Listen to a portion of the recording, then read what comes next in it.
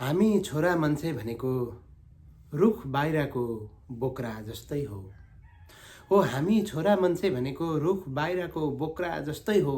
घाम पानी सहेर पनि भित्रको भागलाई सुरक्षा दिइरहेको हुन्छौँ। यी तातो घाम पानी झरी सहेर पनि भित्रको भागलाई सुरक्षा दिइरहेको हुन्छौँ।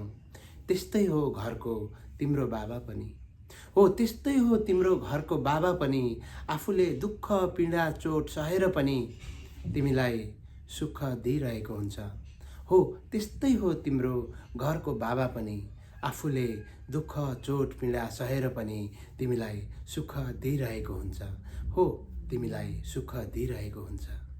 ढोक गरे म यहाँकै साथी लक्की राशि सम्पूर्णलाई हृदयबाटै सेवारो भन्न चाहन्छु है त।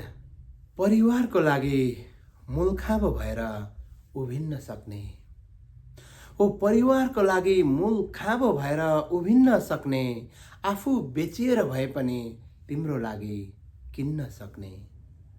यो परिवारको लागि मूलखाँबो भएर उभिन्न सक्ने, आफू बेचिएर भए पनि तिम्रो लागि किन्न सक्ने। बाबा भनेको त्याग समर्पणको अर्को नाम हो। तिम्रो पाउ जोगाउन आफू खाली खुट्टै हिँड्न सक्ने। बाबा भनेको त्याग समर्पणको अर्को नाम हो। तिम्रो पाउ जोगाउन आफू खाली खुट्टै हिँड्न सक्ने। परिवारका लागि मूलखाँबो भएर उभिन्न सक्ने, आफू बेचिएर भए पनि तिम्रो लागि किन्न सक्ने। परिवारको लागि मूलखाँबो भएर उभिन्न सक्ने अर्को नाम हो बाबा। ढोक गरे म यहाँकै साथी लक्की राशि सम्पूर्णलाई हृदयबाटै सेवारो भन्न चाहन्छु है त।